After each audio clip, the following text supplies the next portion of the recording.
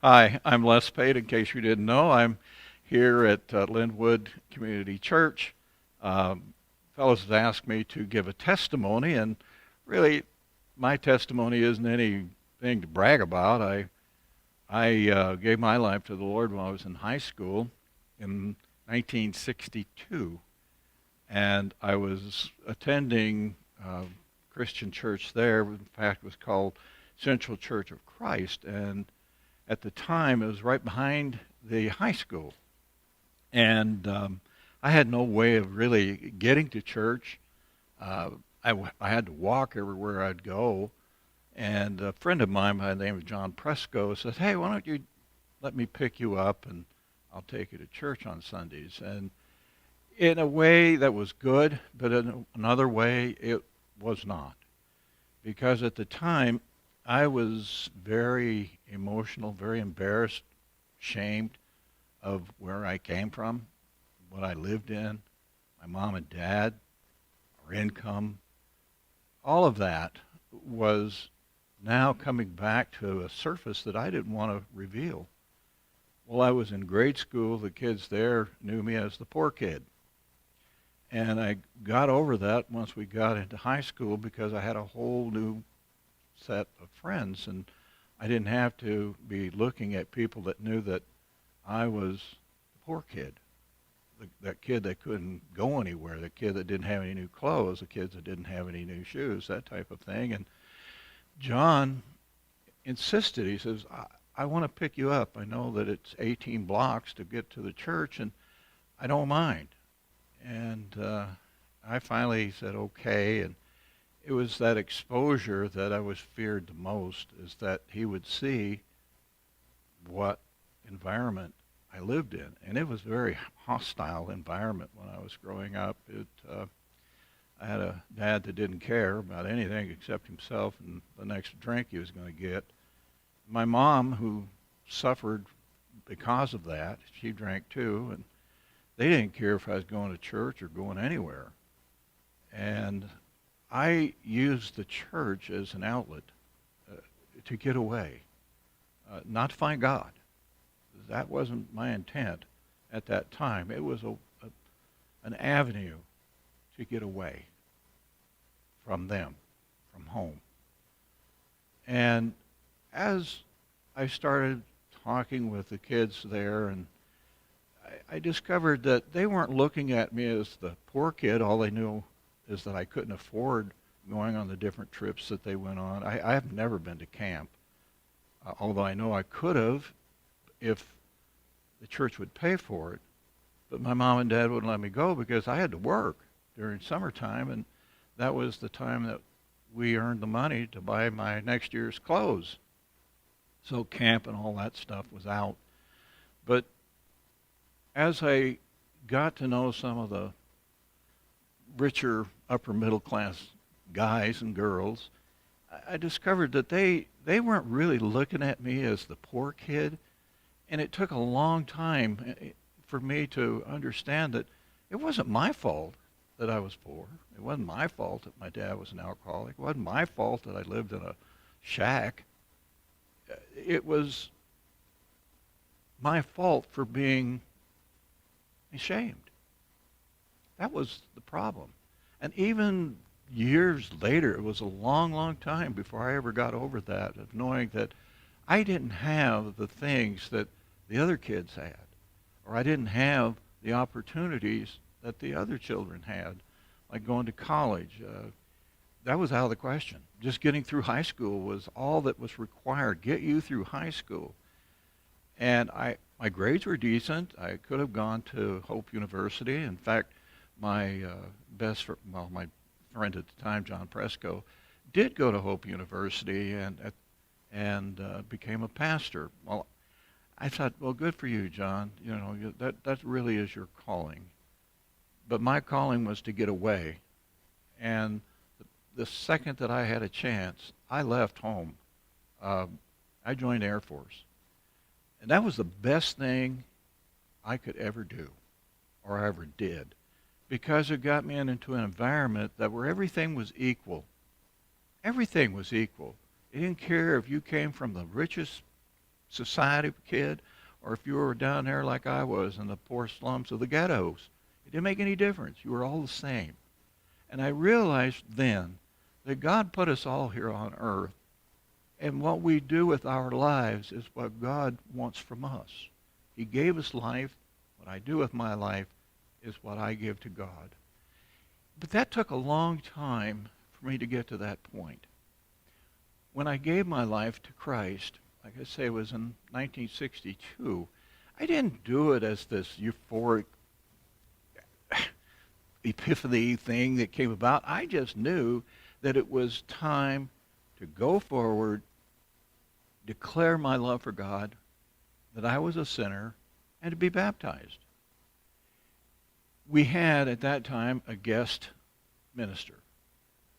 Our pastor, he was there, a youth pastor, Dan Moss was there, but I don't know why on that particular Sunday I said, I'm going forward. And I did, was baptized. Never told my family. I never told anybody. The only people who knew were the people that were there at the church because they didn't care. They didn't care if I could have been going any place. They didn't care. But fortunately, God cared, and he had me there. And I continued on. I've become a youth leader.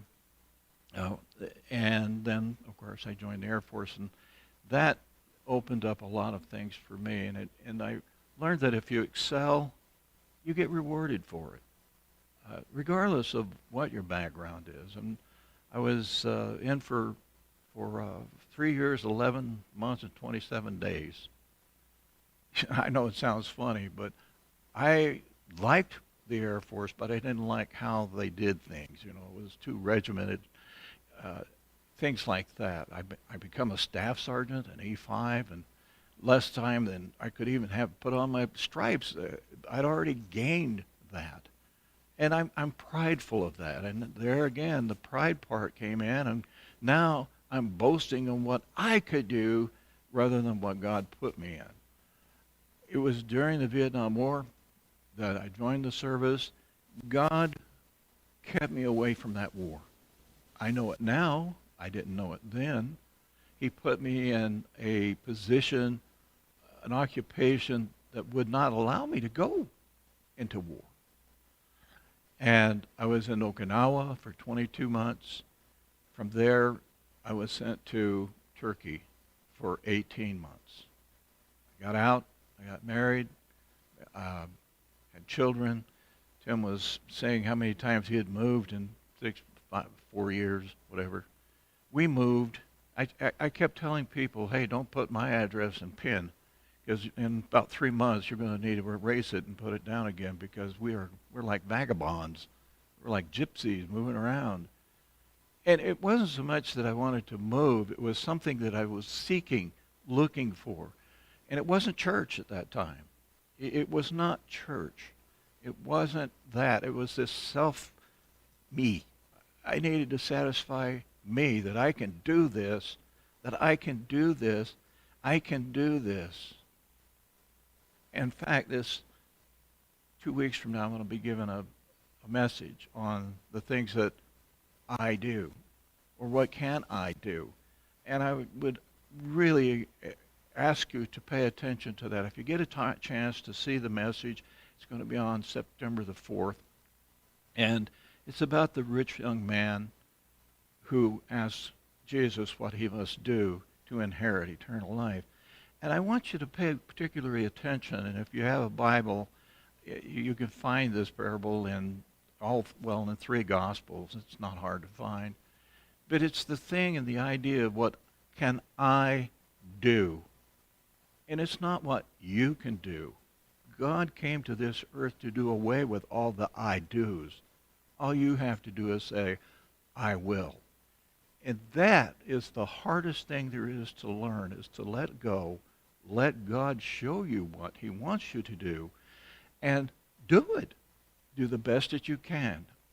If you can't do your best, at least you've tried. And I've told my kids, if you can look in the mirror and you can say to yourself, I did the best job that I could for that particular day, then you've done what you're supposed to do.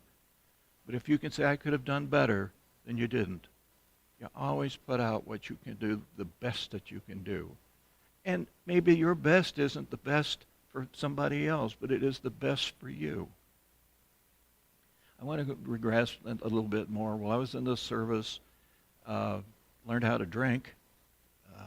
I didn't want to learn how to drink. I already knew what that was. But guys, that's about all you could do was drink, play pinochle. Because the job that I had was 24/7, 365 days a year, and you were on and off schedule. And it was a rough schedule. You couldn't sleep. There was sleep depravity and eating disorders, all kinds of things. And it played mental games on you. And so to try and put that away, or at least try to get some sleep, you drank.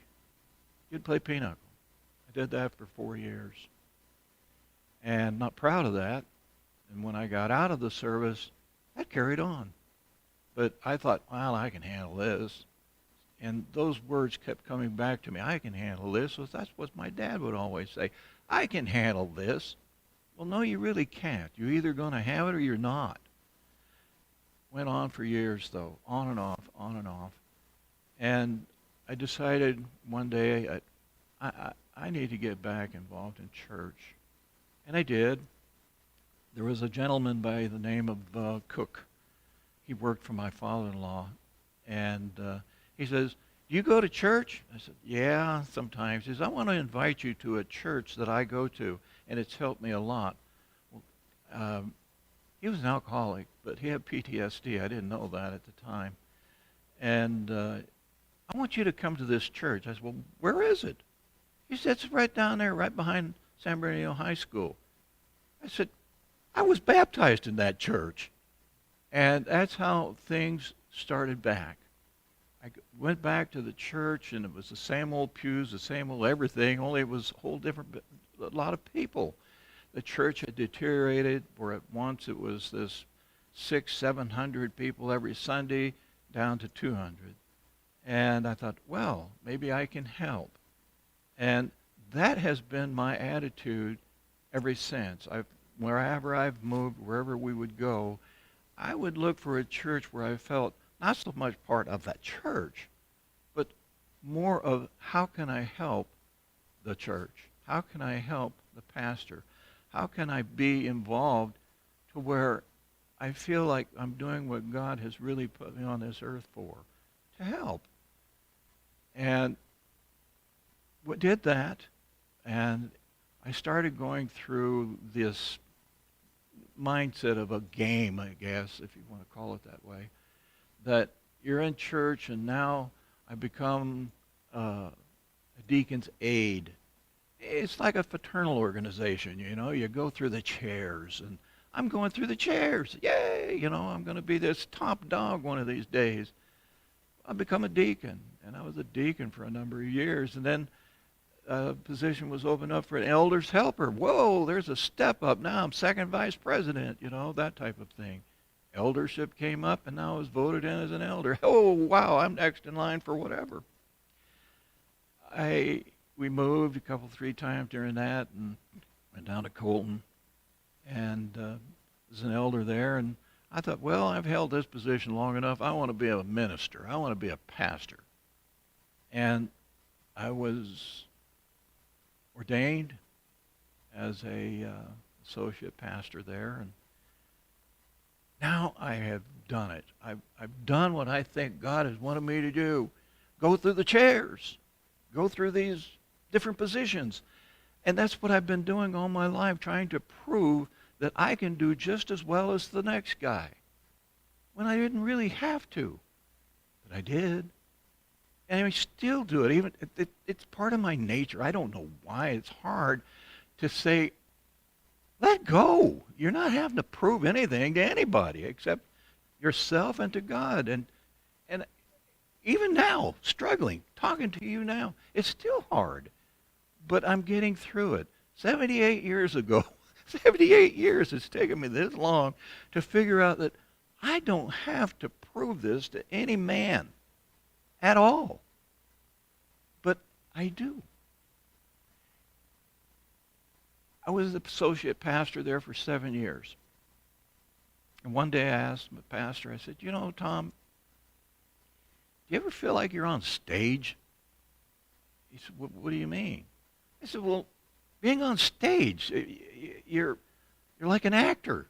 You know your role, you know your lines, you know all of this, and you're doing it, and you're going through the motions, and you feel like, I'm off stage now, but I can't be myself. I have to be an actor.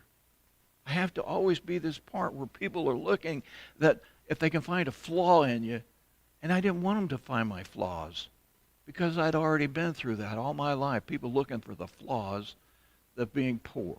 That always was in the back of my mind, always. And so he says, Les, do you really feel that way? I said, yes, I do. He says, you know, maybe the ministry isn't for you.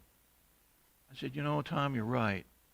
And I quit that day, that minute. But God knew that that was the best thing I could have ever done, because from that moment on, I knew where God was leading me. He was taking me to areas I would never, ever take Christ. He took me into businesses that I could witness to people who were hurting, who felt the same way I felt, that didn't have to. I went into the mortuary business. I went into the cemetery business. I went into these different kinds of businesses where people were hurting. God put me there because I could help them. And that was the reward. Took me to Alaska. God put me in a position where I could help kids. Made me the manager of Big Brothers Big Sisters of Alaska.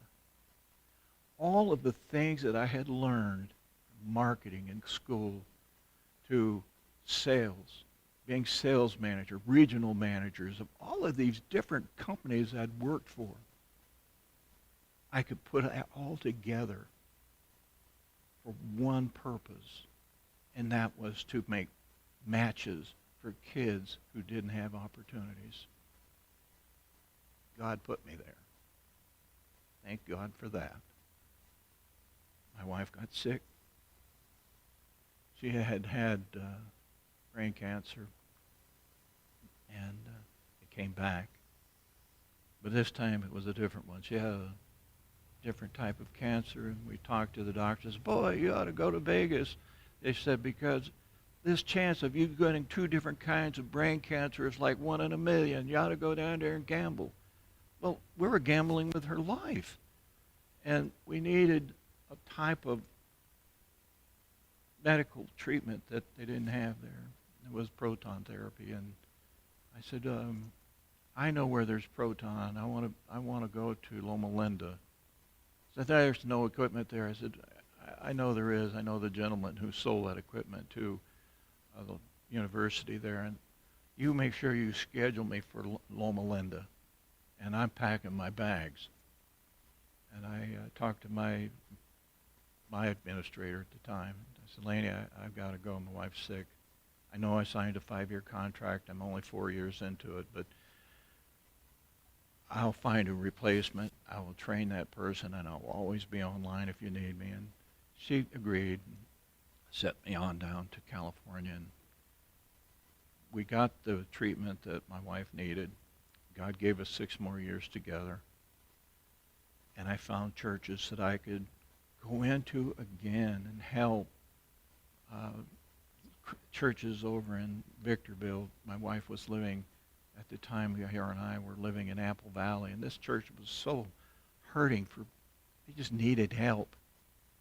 We went there, and that's what brought me here to this church, is Dave needed help. I could see it. I told him so. I said, Dave, you're killing yourself. You're doing all of this stuff on your own. You need help. Let me help you. Stepped in and helped. Been here ever since. What a blessing.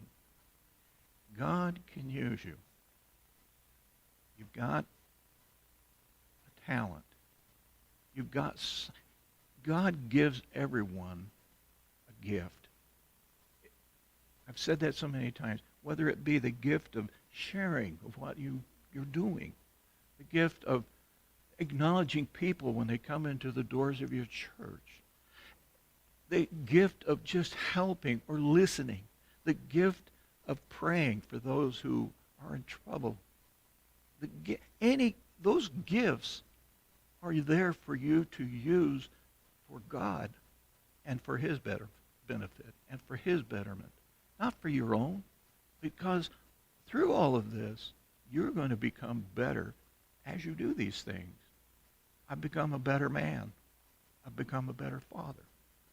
I have become a better, and just fill in the blank, because God did it, and I let go, and I let God. I think that would be my testimony, is to let go. Forget the past. The past. God's not looking at my raggedy clothes. He's looking at my raggedy heart. He says, improve it there. With that improvement, I can use you. And that is how I will close. Let go. Let God. Let him use you. Be receptive to it. And you will have riches beyond measure. Not necessarily monetarily. Money isn't that much. Was at one time. Wanted to be a millionaire. Came close. God took it all away. He filled my cup with something that he wanted me to have, not what I needed. And boy, I'll tell you, that was pride. And that pride was taken away and stripped and say, humble thyself before me.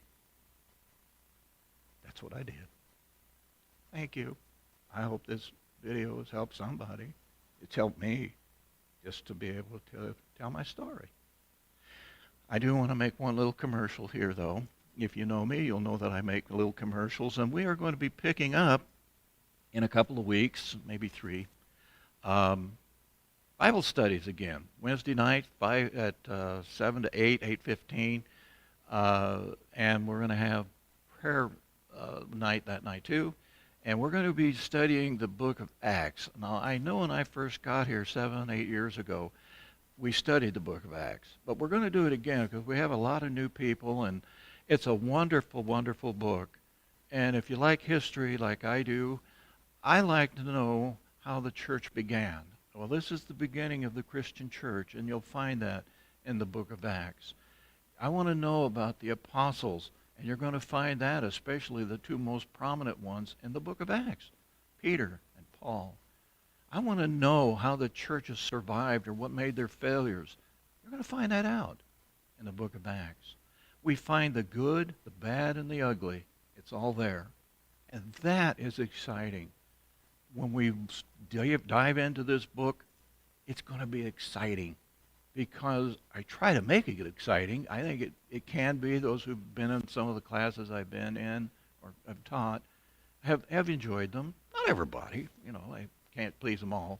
But it's a time that you can get in and study, and we'll study together.